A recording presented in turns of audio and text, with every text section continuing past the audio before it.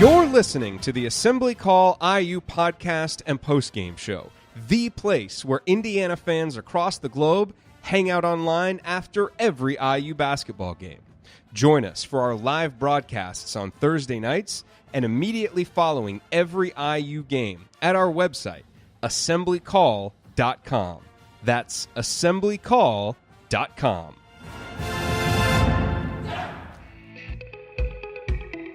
This week's edition of Assembly Call Radio is coming right up. Before we get to that, a quick word from this week's sponsor, SeatGeek. Let's start with a question. Do you ever feel like ticketing websites make getting to the event difficult on purpose? It's as if they're so big that they feel like they can get away with not caring about the customer experience. So what if their site's annoying and doesn't have the events you want?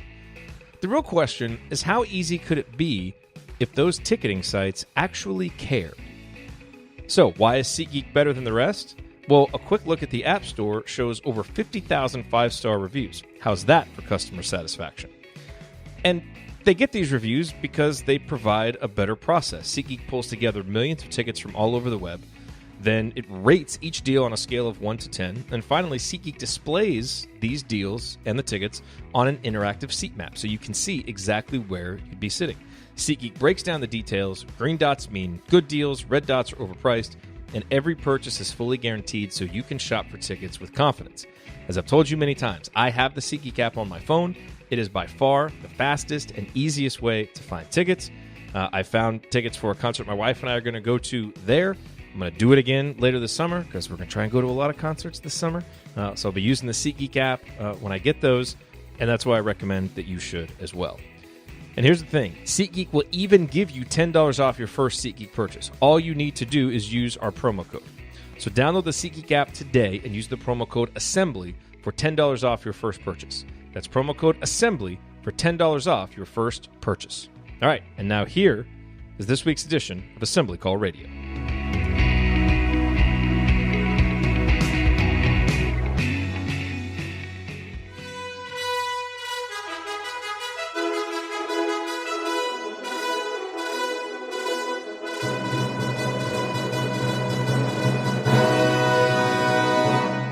And welcome, Hoosier fans, to this week's edition of Assembly Call Radio, where each week we discuss the most urgent topics in the never-dull world of Indiana basketball. This is our 121st edition of Assembly Call Radio, and it is our 513th episode overall of the Assembly Call, recorded on the evening of Thursday, May 9th, 2019. I'm your host, Andy Bottoms, and let's begin this edition of the Assembly Call as we begin every moment of the Assembly Call, or every edition, rather, and that's with our Hoosier Proud banner moment. And for me, it's a little bit hard to come by these a lot of times as we're going through the offseason. And so pickings were slim this week. But I will say I'll kind of hit on something that we're going to touch on during the show as well. And that was the APR, the Academic Progress Report results came out this week. And IU's, while it did not improve dramatically over the 4-year average that's used, really only going up a point there, it did improve pretty dramatically from year to year. And basically in what I would consider to be Archie Miller's first real year, although he gets partial credit for the 2016-17 season. But it was updated now to include the 2017-18 season, and IU's numbers jumped from 920 to 980. So good progress. You know, we talk a lot about on-court progress and what we've seen, and handing out report cards as we've done the last couple of weeks about what we've seen on the floor, on the recruiting trail, and all those kinds of things. But I think most IU fans would look at and have had great pride in the past in how IU's handled things academically and all the off-the-court things that are equally important to turning these guys that come in into young men that leave the program and leave it in good standing. So I think that's a positive sign, another positive for Archie as he goes through early in his campaign here at IU. And, time will tell as the 4-year average gets updated and things move forward. But I do think it's reflective of a continued emphasis on academics, a continued emphasis on getting the right kids in who are going to take that part of their responsibility seriously, and I think that's an overall positive sign, which is a little bit dated when the lag on these is about a year, but again, I think shows he was able to come in and really instill that focus and have some good things there. So I think that's something that everybody can be proud of. And as we certainly look to be more and more proud of what we see on the court, this is a good sign that things off the court are going well at the same time. And so that, for me, will be this week's banner moment. So with that, we will join the rest of our esteemed co-host. I'll introduce those guys. And to my left, he is a longtime high school basketball coach in Indiana and the founder of the Delphi Bracketology Club, and also the host of Sports Talk with Tonsoni. It's the coach, Brian Tonsoni, which means it's Tonsoni time. And Coach, what's on your mind tonight? Well, hello, everyone. What's on my mind is how to judge the program when you see things like recent recruits going to other schools and IU losing out on recruits. Obviously, the results of the season were not what most fans want. How do you look at the program? And I try to remind myself to look at it in a certain way, and fans are always open to pick the parts that they think are most important. But for me, it is, to piggyback a little bit on what you said in the banner moment, it is overall progress of the program. When Archie Miller came in, he said he was going to have an inside-out recruiting plan. That is being carried out. 2 straight Mr. Basketballs. Try to remember that as these recent recruits have gone elsewhere. Several guys from the state of Indiana. That is what the fan base really clamored for, and we're getting that. The fan base also says Indiana does basketball correct, and that is behavior that is in the class, all of those things that we have longed for. And short of it's just a small rules violation by one of the players, in the 2 years that Archie has had the team, I think they've represented the university well. The results on the floor, 16, 19 have improved slightly, but not near enough. The recruiting, I would urge fans to still be patient. When you come in late with a couple kids and they go to bigger schools, the Morton thing that went down earlier is a little bit of a sting, obviously. Not going to sugarcoat that, but there are other players that are on the list. So my take is, Brian, slow down a little bit. Look at the big picture. The defense is getting better. The recruiting's good. We're getting guys in that want to be in the Indiana program, and be a little patient looking forward. That doesn't excuse the program from not taking steps forward and forward as fast as possible in the future. And to my right, he's a senior writer at The Big Lead, a proud Indiana Journalism School graduate, and your go-to Twitter account if you enjoy all caps live tweeting of San Diego Padres baseball games. And to add what Jared had in this introduction here, I was talking to my wife a little bit before the show and talking about, we don't have a ton of big topics, big news this week, probably a lot of questions that we'll hit. And then she suggested that I just open the floor for Ryan to talk about the Padres for a little while, and that would fill up the time nicely. Totally there for you, man. They're competing this year. It's the first time in a long time. I'm all there. First time in a decade. Let's get this. Friar Power. It's also Tony Gwynn's birthday today, so Mr. Padre, wherever you are, happy birthday, my friend. I kind of wanted to touch on just the Morton recruitment. This is really, I think, the first guy that Archie's gone all in on that he didn't get. You could tell Archie wanted Ethan Morton really badly. And I think that the results of this past season really hurt IU in this pursuit. And possibly the fact that there's other guys on the roster who maybe, play the same spot, do the same things as Morton. But he's a guy that Archie really wanted. And he's a legit top 50 player. And to lose him to Purdue, this is the first recruit they've lost to Purdue that you really, in a while, that you really say, oh, man, I wish we, that IU went in on, that IU went all in on. And so it's a guy that is a miss, and it's a bummer. And then when you look at Lester Quinones, who just visited, most people expect him to go to Memphis and pick Memphis tomorrow. And missing out on those two guys really does sting. I know Morton is a 2020 recruit, so there's a long way to go until we know how that recruiting class is going to shape up. And from all accounts, it's going to be another good one for Indiana. But filling out the rest of this 2019 class has been a last-minute scramble. And honestly, if Quinones doesn't commit, where do you go? And I guess, I don't have the answer to that, and I don't think a lot of people do. And it might be that you enter the season with, 2 open scholarship spots, maybe something that you didn't expect happening. Maybe you bring in a grad transfer. So, but I don't know. I don't know what we're going to do. But those two things, that's really all that happened this week that was notable to me. The APR stuff, obviously great. And Trace Jackson Davis getting named Mr. Basketball since the last time I got in, since the last time I was on the show. So that's, again, 2 straight Mr. Basketballs.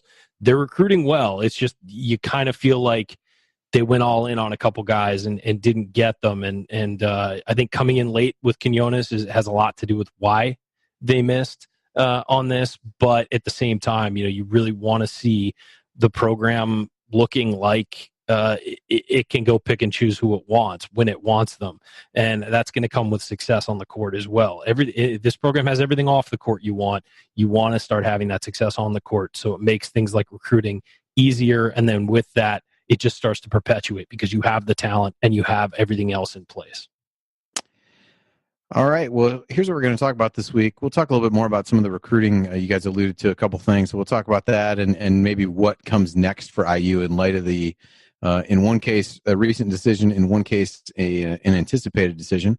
So we'll talk through that. We'll touch on the APR stuff a little bit more, just to get a little bit more inside the numbers with that. And then the other big update of the week was some news about IU's non-conference schedule. So we'll look at that, who the potential opponent might be or opponents might be, and then kind of step back and look at what we know now about what the non-conference schedule looks like heading into next season. And then we'll answer your questions. We got a lot of those, and as I said, we may be heavy on those, but there's a lot of good questions to get to. So we'll hit all that coming up this week on Assembly Call Radio.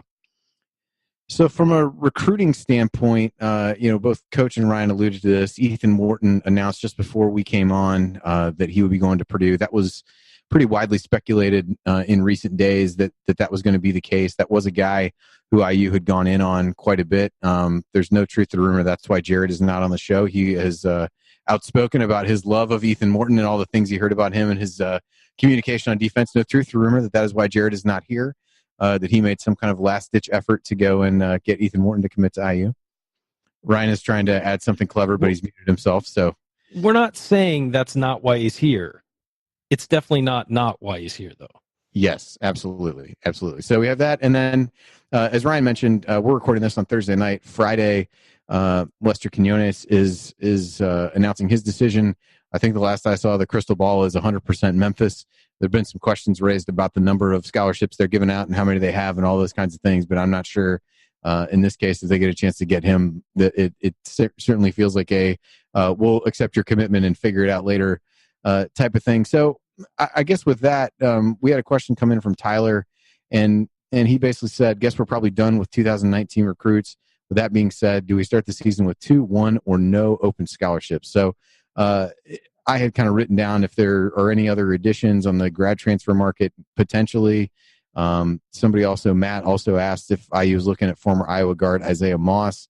I know there's some weird things about intra-conference transfers with the Big Ten, and I haven't really heard IU mentioned with him, although I haven't not heard them mentioned with him, I suppose. Is he a grad transfer or a regular transfer? He's a grad transfer as best grad transfers there aren't restrictions on, so he can come. Max Bielfeldt was an interconference grad transfer. I know they can kind of waive some of that, but I know some teams in the past have been a little bit weird about it. Although anytime anybody's weird about that, they end up relenting after the onslaught of people calling them jerks and vindictive. Usually gets people to sway the other way. But Coach, as you step back and kind of look now, do you see any potential additions to the roster, or are we at this point feeling like the guys that are out there now, it's pretty much set in? I think they're going to add someone that we're not aware of, simply because there are 11 scholarships, and you had a couple players who sat out last year who were injured, and you don't know what their progress is going to be, how soon they'll make it back. And Deron Davis also deals with injuries, and so you have some players that are going to be in their sophomore year in Demezi that may make progress. So I would really be surprised if there was not something added if Quinones says Memphis, just to have some depth in case things may not work out. And as we saw last year, when those things happen that you don't expect and you lose some numbers, it throws a wrench into your practice and your development. So I think maybe I would lean towards a graduate transfer, so you have that scholarship open again for the 2020 season when you have right now 7 left out of the top 8 that we talked about last week. So I think they'll add someone. I don't know that they'll add 2, but I do think they'll add at least 1. Ryan? Yeah, I think they'll add somebody, but I don't know from where, who to target. Trenton Wofford's still out there, but it doesn't seem like he's interested in IU as much as IU is interested in him. I don't think there is a fit out there. Just looking nationally at the recruiting landscape, especially given a guy like Boogie Ellis decommitted from Duke, but he's pretty much probably going to go to Memphis now. There isn't somebody out there you're looking at thinking, okay, that guy could fit. He could fit in. This would be a great position for him. Did we know about Fitzner way in advance? Or was that somewhat of a surprise? That was pretty quick. Yeah, no, I think that was pretty quick. Look, there could be a grad transfer out there. If there's not somebody we're hearing about that is all of a sudden going to pop up on the radar. So there's certainly a long way to go as far as that. They don't have to be on campus until the end of the summer. So there's plenty of time with that. There could also be grad transfers who decide to opt out and transfer later in the summer. I mean, there's all kinds of stuff that can happen. But I would say that, yeah, there's nobody we're earmarking right now that could fill that role. I do think they will add another player, whoever that is. For the practice body alone, it's important. And, even if it's a sit out transfer, I don't know, but I think somebody is going to get added to that mix. But I couldn't tell you who. There's so many people on the transfer market too. We've talked about a few that have popped up, and you see some taking visits and committing. I think that's the route that might happen. That, like a Fitzner last year, all of a sudden a week or two, and we have an addition to the roster. Yeah, I just looked up. He committed on May 3rd, so really only about a week ago at this time last year. And that progressed pretty quickly from his name really coming onto the radar to something happening there. So, sometimes these guys visit and you don't even know until they're on campus. The Joey Brunk thing happened incredibly fast as well. I think that we don't know what's going to happen, but I would be surprised. I could see them leaving one scholarship spot open and not having an issue. But two is a lot to carry into a season, especially just because you've lost some veteran walk-ons too, who know how to practice, know the system, all that stuff. You're going to be replacing them. So it's just, again, I think it's you need to be able to have those bodies at your disposal. Yeah, I'd be shocked if both those are still open. Or if both those are used. I would be surprised if both are open, but I would be shocked if they end up using both, because it feels pretty late to be filling both those up. And I don't think Archie, even by his own admission, has been a guy who feels the need to just fill out the number because you've got that many to give. So we'll kind of see what happens with that. The other thing that comes along with that is you kind of look at the Morton one and spin that forward a little bit. The question really becomes, with him now out of the mix, which recruitment really starts to take on extra importance. It feels like Trey Galloway is the kind of obvious answer to that question, both from a general size standpoint, from some of the competitiveness things that you hear about those guys. But is that the way you would go with that, Coach, or do you think there's somebody else who really might be able to fit that mold or do some of the same things that IU was looking for him to come in and do? Yeah, you need talent, and you need the best talent. So you need to go after whoever is the best recruit that has been offered. And Garcia, a 5-star center, might fit that mold. That might become the priority. And I'm just an old-fashioned dude. I like Indiana guys. So Galloway, to me, a hustle guy, a dive-on-the-floor guy, limited shots right now. But that seems like a guy, if you can get him and keep him from a Notre Dame or a Purdue, that's the kind of kid that fits an Archie Miller mode a little bit. And then, Leo from Bloomington South, we need shooters, and he might be a development piece that might not really blossom until sophomore or junior year. But if these kids are Indiana kids and they're 3 stars, top 150, 100 to 150, I don't see where that's a real problem. Yeah, we'd like to have the Mortons of the world and some of those guys. And there's some other non-Indiana young men that we've offered. Love to have any of those. I think Jared and I talked about that last week. For me, it's Galloway and Leal. Let's get them in. If there are 4 scholarships open, that leaves 2 for out-of-state guys. Yeah, I think sometimes you do have to go with the local guy. I think there's just a commitment from those guys to get better, and there's a commitment from those guys to do right by Indiana. And so I'm not saying that doesn't exist from guys outside, but I think that Anthony Leal is a guy who's going to do whatever it takes to be good at Indiana.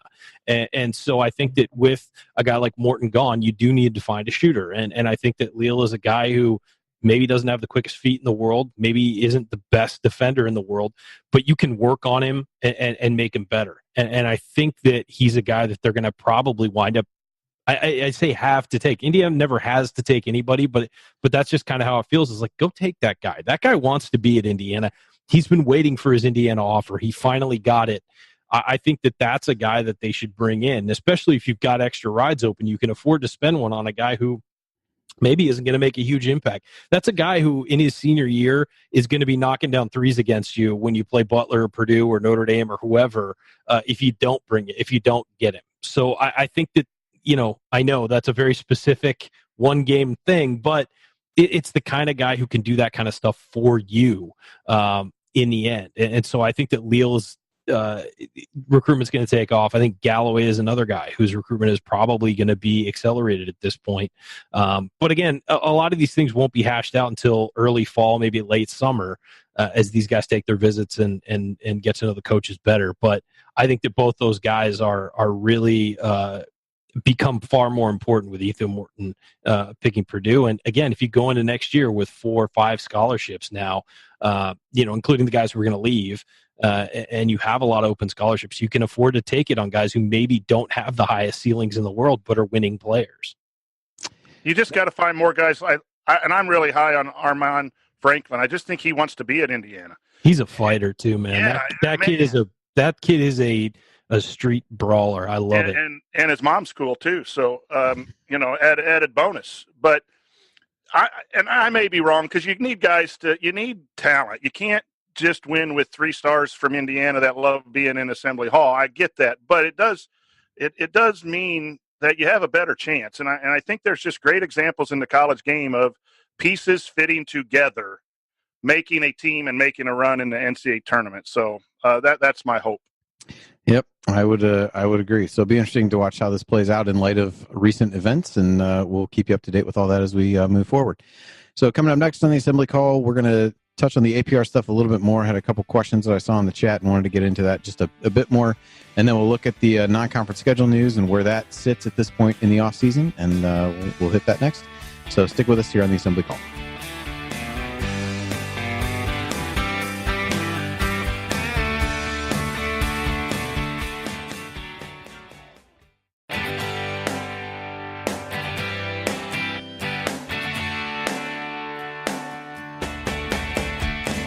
And welcome back to the Assembly Call. You can find all of our content at our website, assemblycall.com. And if you ever want to participate in our unedited live broadcasts or watch those replays, then check out our YouTube channel at youtube.com/assemblycall. I'm Andy Bottoms, filling in for Jared Morris, here with the coach, Brian Tonsoni and Ryan Phillips. And we wanted to just hit a little bit more on the APR news that came out, just to give a little bit of background. And I will, in the interest of full disclosure, say that there are still components of this that even the three of us are not totally sure how they work. But as you look through this, so basically what happened this week, scores were reported for the 2017-18 season. There's a 4-year average that goes out, and that only went up from 943 to 944, which still ranks next to last in the Big Ten, I think just above Ohio State. But for the 2017-18 season, as I mentioned before, that was a 980 out of 1,000. And the Hoosier Sports Report had a really good write-up on this, so I won't read this verbatim, but did think it put some of these numbers into pretty good context. Basically said, former IU basketball coach Tom Crean, responsible for 2 years of the latest calculation, during which Indiana's multi-year score fell from 3 straight years of perfect 1,000 scores to 985 in 2014-15. This is the average now, 964 in 2015-16, and it fell further to 943 during the 2016-17 year, which was academically shared by Crean and Miller. That's kind of what I said before. That seems a little bit odd to me that, Archie, while he started midway through that semester, feels a little bit odd to have that be a shared year, but it is what it is. And basically this says excessive roster turnover, players leaving, and poor academic standing can negatively affect the APR scores. And so, I do think the single year jump is pretty good. I think, Coach, I believe you put a couple of numbers in the chat of what the single year ones were in Crean's last couple of years. So I'll let you hit on that. But I think, you don't see a drop, even though it's a 4-year average. The sample size of that's pretty small. you don't see that drop from being 1,000 for a few years all the way down to 940 without having a couple really rough years mixed in succession to really drag that number down. Yeah, and we were talking about what happens when players leave to go to pursue pro careers. If Indiana had perfect 1,000-point scores in 12, 13, and 14, then turning pro must not count against the program if they are academically eligible. Transfers, I believe, do. So what you've seen when in the last 2 years of Tom Crean's era was a lot of guys leaving the program, maybe some guys who did leave pro that didn't finish that second semester in an academically eligible situation. And so we've talked about how the APR kind of kept Archie Miller at bay from roster movement early in his career. In order to avoid penalties, a 4-year average has to be over 930. And with years of 918, 920, when Archie Miller was hired, there was a big need to get to a 980 or above, because now, short of something just crazy happening, there's no way that any sanctions would happen to Indiana. Their 4-year average, next year would have to be below 900 APR score, I think, to have that fall below 930. So that was really important, and we lose sight of that when there was only 16 wins and no tournament. But Archie could not come in and say, hey, guys, you're not kind of my players. You probably need to go play somewhere else. And maybe even going into this year to protect that APR as much as possible. And the 980 was figured out when I'm going to forget his name now. The young man left in December after the first semester in Archie's first year. Went to Oklahoma State. Curtis Jones. And so, he wasn't there second semester, so the points available were 50. There was one player who was academically eligible but left early, so there's 49 out of 50, therefore equals 98%, and then 980 is the score. So that Curtis Jones was the only knock on the APR in that first year. So it's important. It's important to get players in to make sure they're making progress towards graduation. They are graduating. And if they're going to leave to take a pro career, that they are academically eligible. And I think Archie's doing that in a fashion that is the way IU would like it. Yep. Ryan, any kind of closing thoughts before we shut down the APR discussion? I'll be honest, I'm a sports writer, sports journalist, cover a lot of college sports. I know nothing about the APR. I just know what a good number is and what a bad number is, and IU is on the good side of it, so thumbs up, positive. I know this is normally the part in the show, in a post-game show, where we hit numbers, which Ryan is equally disinterested in. Yeah, I just don't care. This works out pretty well. But they're in a good spot, and it looks like it's improving, and that's really what you need, and you need to be in a good spot with it, especially given how much turnover there was under the last administration. There is a lot of turnover this year, so we'll see how that plays out on the APR, and how the guys do academically and all that stuff. But yeah, it's weird because they're gonna have to refigure this in college basketball with so many guys transferring, with so many guys jumping early and all that stuff. They're going to have to refigure the way they do the numbers, because I don't think you can really punish teams for all the transfers when the NCAA has made transferring so much easier. So I think that, and it's become so much more common. So I think they're going to have to refigure that. But as it stands, IU's in a good spot right now. One quick thing, too, the low numbers of APR under Tom Crean came in when the recruiting classes, after Yogi came in, and Zeller and Oladipo and those guys, some of the struggles, and you saw on court, a lot of players left and a lot of turnover, which led to lower APR. So I think that was indicative of then why Indiana maybe was looking to go a different direction in its basketball program. And so, again, another reason maybe to be a little patient with Archie, as he was tasked with rebuilding that side as well as the basketball side. Yep, that's a good way to end that topic on. So schedule news, wanted to hit this. This was one of the other news items that came out this week. So it was announced that IU is going to be playing in the Jimmy V Classic in New York. Typically that's been an early December event, and they will play one of, this is not a 4-team tournament scenario. So there's just 2 games back to back, but the winners don't play each other or anything like that. They'll play one of Louisville, Texas Tech, or UConn. So according to what I read on Inside the Hall in the past, the matchups for this have typically been announced in late May. So we may just be, a couple weeks away from hearing, who that is. But, as we look at this event, Ryan, I'll throw this to you first. Is there any one of these that really stands out that you want to see IU play? I looked a little bit through some of these, too early top 25s and things like that. Of those, Louisville seems to be rated the best. They've got a really good recruiting class and a decent core of guys coming back from this year. Texas Tech certainly loses a lot, but Chris Beard has been so good that I think you're hard pressed to really bet against him. They lost a lot last year too. So if we've learned nothing from the recent past, it would be that Texas Tech is probably going to be okay. And then UConn to me is a little bit harder to gauge. Had a first year coach last year with Dan Hurley, I believe, and so they are starting to maybe get more of his players in.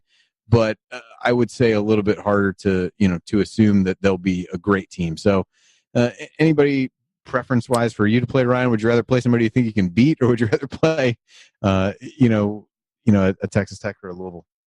I want to play a team that's going to look good later in the season. I think that Louisville we just played. I kind of want to stay away from a team. I'd like to see us play somebody different. Louisville they just played 3 years in a row or 2 years in a row? I don't know, but I think 3 actually. 3 years in a row. Yeah, I think 3. Yeah, played Louisville a couple years in a row. I mean, yeah, that's probably best for the strength of schedule, but also Texas Tech would be fun just to see something different. That game might end up being 30-29 or something like that, given both these coaches' proclivities. But I would love to see us play Texas Tech. I'd love to see him play UConn just to put a different team out there. But if you're looking at purely at strength of schedule, Louisville, of course. That said, I think that any of those teams will be good for IU strength of schedule. So I think it's great that they got put in this. Hey, Andy, I had a question real quick. Where are they going to be next November? I believe that's Maui. Right. I need to get reminded of that every show. Good. Coach, what are your thoughts on the potential opponents in the Jimmy V? Well, I'm happy to see Indiana back in really big tournaments. Maui again coming up in the next season. The Jimmy V. Indiana basketball is a top program, or at least we want it to be and think it is as Indiana supporters. It's nice to see Indiana playing again in these. It's what happened in the 90s and in the thousands, zeros, aughts, whatever you call it. And so I'm glad they're playing in it. You want to play someone that will help you come tournament time, and you have a chance to beat Louisville's probably the best of those 3 teams, at least on paper, in way too early polls. I guess if you want to win, I think right now UConn gives the best chance for Indiana to win just by looking at rosters and where they were last year. But I think regardless, it is an opponent that is going to boost the strength of schedule and boost the net and all that stuff that you and I deal with. And so I think it's a good situation to be in. Yeah, none of those teams are going to hurt you, so it really doesn't matter who they play. In my opinion, Louisville might bump you a little bit more, but yeah, none of those teams are going to hurt you. It seems like a really good addition to the schedule. Yeah, I would agree. I kind of echo what you said, Ryan. After having played Louisville at least 2 or 3 years in a row, feels like that'd be one to avoid, and I would guess that's probably the one to me that is least likely, just given that history. I think Texas Tech would be interesting. Maybe the earlier in the season you play them, the better off you might be. And I think that one, like you said, any of them I think are going to look good over the course of the year. But I think if we see Texas Tech on a similar trajectory as what they've shown the last couple of years, then that one might be one that if you're able to steal it early, it looks a little bit better on down the line. And I think from a UConn's perspective, the American is a little bit of a toss-up from year to year, so you never really know, but it's certainly not one that's going to hurt you. But it's always so weird for me that they're not still in the Big East. Like, it really is weird. It's like Syracuse being in the ACC. It's like you think of the Big East when you think of Syracuse, and not anymore. It's sad. Yeah, exactly. So wanted to just kind of reset what we know so far about the non-conference schedule. So just for context, last year IU played 11 non-conference games, and I think you could probably say they played 5 that really meant something or had a chance to move the needle, being Marquette, Arkansas, Duke, Louisville, and Butler. You're at least 4 this year that put you in there. So you've got this Jimmy V game. You've got Arkansas coming to Assembly Hall, although their new coach there, who really knows what that might look like. You play Notre Dame in the Crossroads, and then a Big Ten ACC game, which projects to be at home. The wild card is the potential 5th game at this point is whether IU takes part in the Gavitt games again. I feel like I've seen some different things about this. I captured this from Inside the Hall, though. IU's played in 3 or 4. That's not really up for debate. The part that I'm less sure about is, kind of what the commitment has been and how many years they're going to play in it. And to piggyback a little bit off of what Ryan said earlier, I don't know whether it's probably unlikely, or maybe the trip to Maui makes it less likely that IU would play in the Gavitt games the following. They're not going to travel next year. Yeah. Yeah, you probably wouldn't travel. You'd have 3 games in Maui that you expect to be good. You're going to have a Big Ten ACC game at that point, so that gives you 4 games. Do you really? And you've got the Crossroads. Would you really have a kind of 6th potential good game that year? So yeah, I would tend to believe that IU will still play in the Gavitt games this year, but that's kind of speculation at that point. And then I would assume they would fill out the rest of the non-conference schedule in a way similar or maybe slightly better than what they did a year ago. But Coach, as you look down that list of opponents, whether it be from a bracketology perspective or from a fan's perspective, do you feel like that gives enough challenges in the non-conference, leaves you enough room for some hopefully sure wins, and gives you enough different styles and different things where you can get a pretty good idea of what your team looks like going into conference play? Yeah, the first 4 games we know for sure, and I'm really looking at that Big Ten ACC matchup.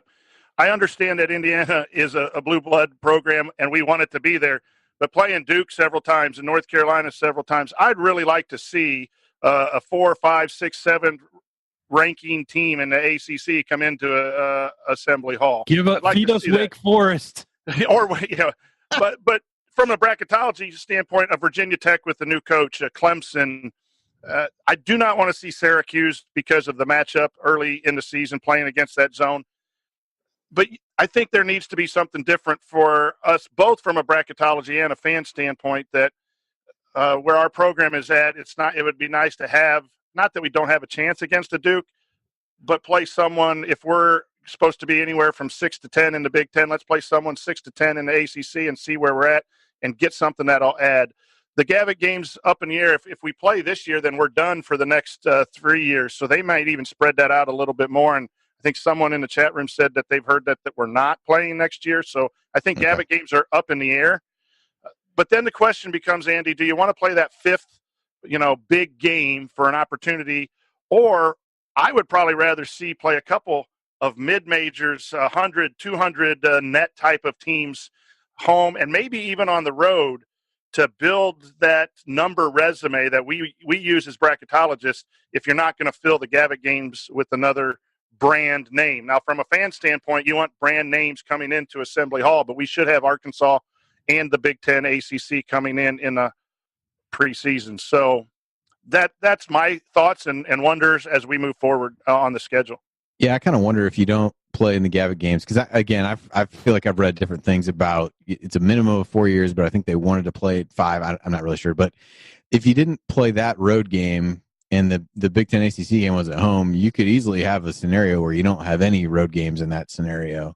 I don't know if that's how it would shake out, but you'd have to go out and find a road game with Arkansas coming here and the other. So that'll be interesting to see. Ryan, any final thoughts on the schedule before we take a break?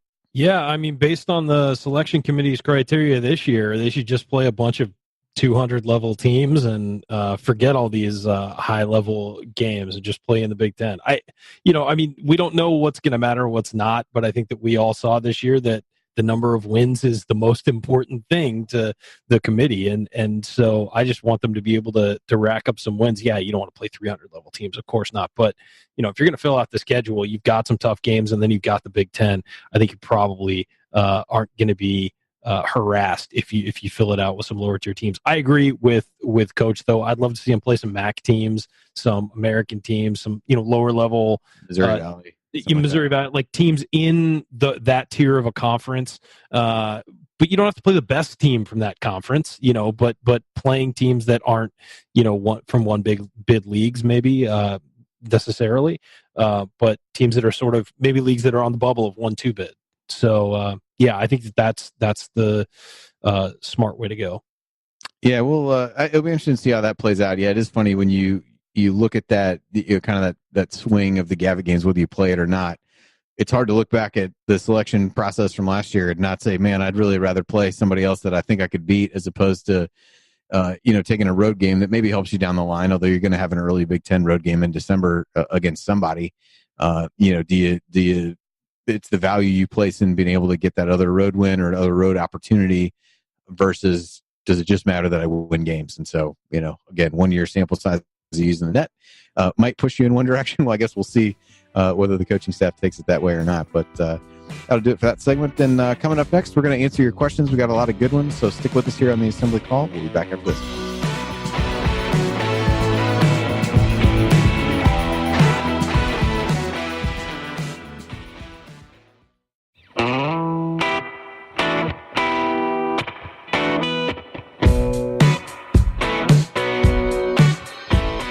Welcome back to the Assembly Call. I'm Andy Bottoms filling in for Jared Morris here with the coach Brian Tonsoni and Ryan Phillips. Remember, you need to be subscribed to our email newsletter. We send out a weekly IU News Roundup even during the offseason, and after every game, we send out a detailed post-game analysis. Just text IU to 66866 or go to assemblycall.com. That's IU to 66866 or go to assemblycall.com. It's time now for our mailbag. All questions were submitted via Twitter or our private IU basketball discussion community, which you can learn more about at assemblycall.com/community. And we'll dive right in. We got a lot of questions. We actually have a decent amount of time, so we'll try to burn through as many of these as we can. So the first one is from Brock. Which incoming player's skill set has you most excited for their impact in 2019-20? Ryan, I'll let you take that one first. Trace Jackson Davis, 100%. I just think that he's a guy who can play inside out. He's getting better at shooting. He's not a shooter yet, but he's a guy who can dominate games, and he's a guy who maybe won't dominate games as a true freshman, but he has that potential certainly. And long term, I think this guy's going to be around for a couple of years. So long term, watching his growth is going to be a lot of fun. The guy I compared him to, watching him there, it's not a 1-for-1 comparison, but Jared asked for this, and I said the guy he reminds me of is DJ White as a high schooler, and we all know how good DJ White turned out to be. He was a Big Ten Player of the Year. That's the kind of guy I think Trace Jackson Davis is, and he's an Indiana kid, and he's a kid who can do so much with the basketball, and he also plays within a team setting. So I think that he's just a great fit for what Indiana needs, especially if you're going to have some guys like Deron Davis struggling with their minutes maybe next year. He's a great guy who can come in, fit in, and really do a lot for you. Coach, what about you? Yeah, I'd have to second Trace Jackson Davis. I want to see where he can guard. Can he guard? That's going to be really interesting. Can he guard the 4? Can he play the 4? And can his shot stretch the floor enough for Archie's offense as a 4? Right now it's 12 to 15 feet, right, Ryan? I think his shot. It's like free throw line, man. Yeah, and so, but you also all the incomers are going to be interesting. I think they're Indiana guys. They're fighters. They're tough nosed. I'd like to see how Joey Brunk's game plays in the Big Ten. That's going to be interesting as well behind TJD. I'll go a slightly different direction. Obviously, hard not to be excited about Trace, but Armaan Franklin, if I think of this, like maybe I interpret this question too much around like skill set, but the two things I look forward to seeing from Armaan are competitiveness and shooting. And he shot the ball dramatically better as a senior, so I think that's a positive. Perhaps this is a little bit of wish casting on my part because this team needs a shooter so bad, and I'm just hoping that what he was able to do as a high school senior will translate well to the college level. But from a skill or an attribute standpoint, those are the things that everything you read about him and what this team needs, I think those kind of fill some holes of what we've seen from IU. So I'm really interested to see him. I think with if Quinones picks Memphis, there's certainly an opening for minutes at the guard spot, given what the roster looks like right now. And if he can really come in and be competitive and make shots early on, I think he's got a chance to seize at least a piece of the pie in the backcourt. Yeah, we talked about this, and his attitude reminds me of Al Durham's. He's just a fighter. He's just a battler, and he's a guy who's not going to give up. Armaan Franklin is going to be a lot of fun as an IU player. And, he's the kind of guy when he guards you, it's going to be like getting in a street fight. Like, he is a hard, tough kid who can really do a lot on a basketball court. I love him, and I think he's going to be great at IU. I'll go to another question from Brock here. He said, what other than improved perimeter shooting, obviously, would constitute improved offense for Archie and the Hoosiers in year 3? Fewer turnovers, better decision-making, more offensive rebounds. Coach, I'll go to you first on this one. Give me one thing you're looking at from an offensive standpoint that would point you in a good direction. Transition offense. I think we saw Archie late in the season really try to get Finney to push the ball. When Archie was hired, I went back and looked at his Dayton teams, and they really pushed the ball. Went back to some of his clinics on coaching clinics and watched what he talked about and how he set up his transition. And I haven't seen a whole lot of that in year 1 and 2, and I have to think that is personnel driven. But you saw him waving his hand and really encouraging. I think that's a way for teams that don't have everything you need offensively to get some easy offense in transition. So I would say the improved shooting will help, but let's get the ball and go this next year and get some things out of transition offense. 100% agree. It's transition offense. I don't think. I mean, you'd love to have also a higher assist to turnover ratio because it means you're moving the ball and you're not giving it up. I think that's very important. But I mean, there were times this year where the turnovers were low and the offense still struggled. And I think that it's if you're not shooting it well, if you're getting up and down the floor, you can cover for that a little bit because you're making the other team work really hard. And it's an easy way to get baskets if you push the ball, get fouled, get to the line, and make your free throws. I do, and that dovetails with what I was going to say was, and this counts as offense, is free throws. They have to shoot free throws better. There are several games this year they lost because of their lack of an ability to make free throws in key situations. And that kind of stuff is contagious. It seems like there's no way it should be, but it is. When guys are missing free throws, they lose confidence in their teammates and they lose confidence in themselves at the line. It's contagious. Transition offense and free throws are the two things that need to change for IU.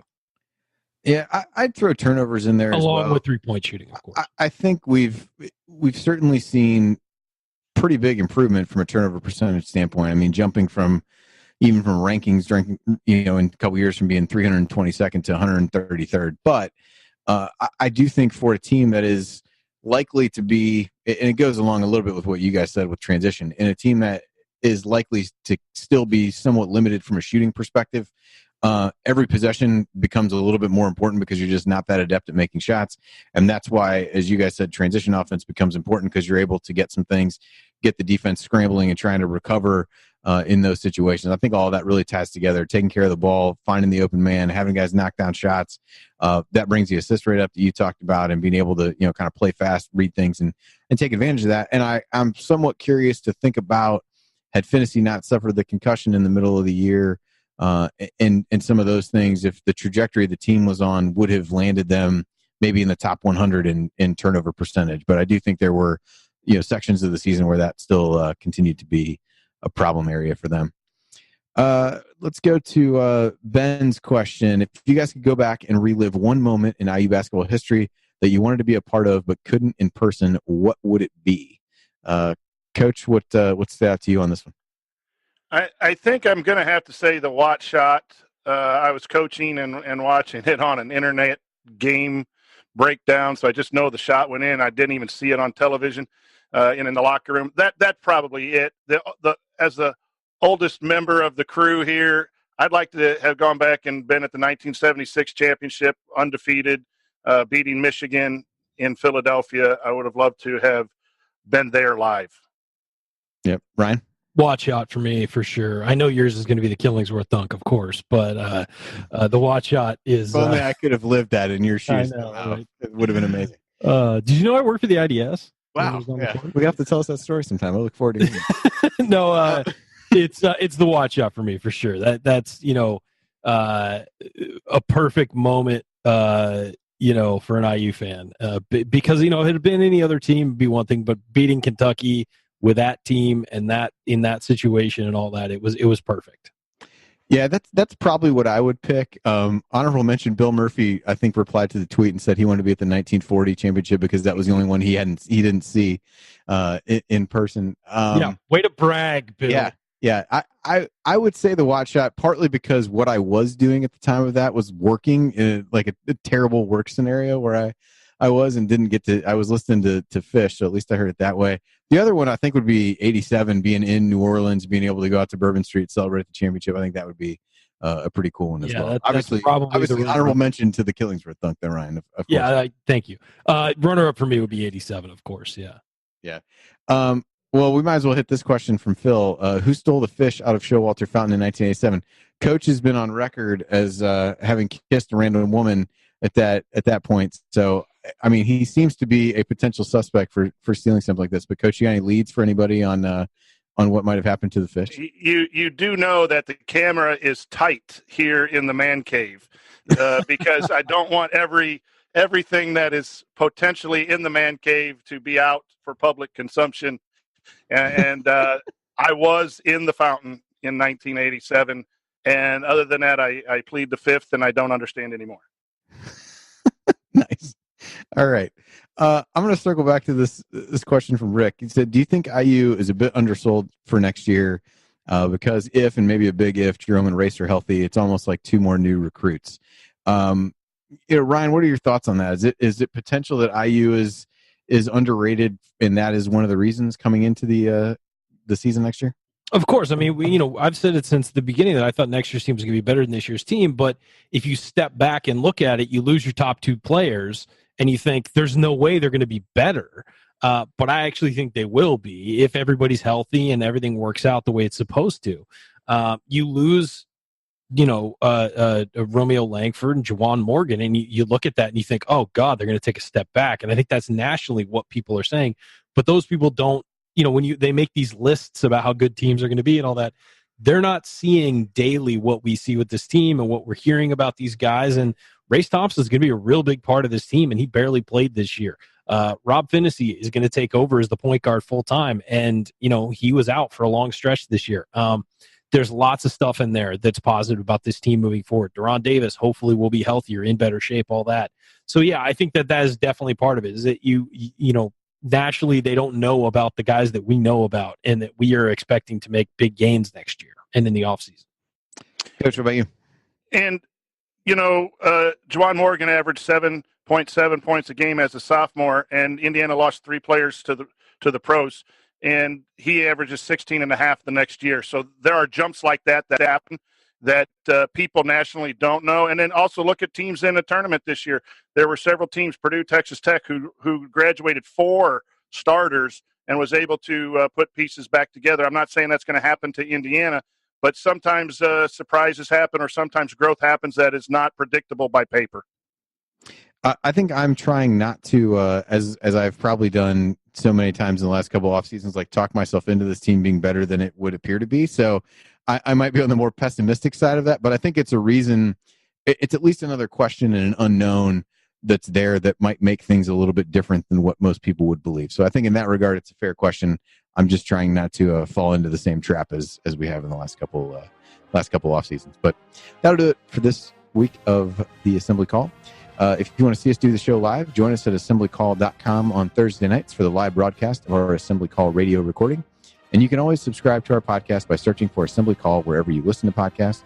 Also, don't forget to go to assemblycall.com or text IU to 66866 to join our free email newsletter. Thank you for listening. We'll talk to you again next Thursday night. Until then, keep your elbows in and your eyes on the rim, and go Hoosiers. Thank everybody for coming out. All right, I got to get out of here, folks. Thank you. Thank you for being here and for listening to this episode of the Assembly Call. We appreciate it. And we really do rely on the support of audience members like you to keep our show going and to keep growing. And so we have set up a page on our website at assemblycall.com/support that lists 5 ways that you can support the Assembly Call. And we encourage you to choose whichever method is the easiest and most convenient for you. One of the methods is donating, and so many of you have donated, and we appreciate it so much. On that page, you can choose a monthly recurring donation or an annual recurring donation or just a one-time donation, whatever works for you. And if you don't want to donate, another way to support the show is you can use our affiliate URLs, iutickets.shop or iustore.shop when you're going to shop for tickets or gear, and we will get paid a small commission when you use those links. But however you support the show, we appreciate it. Thank you.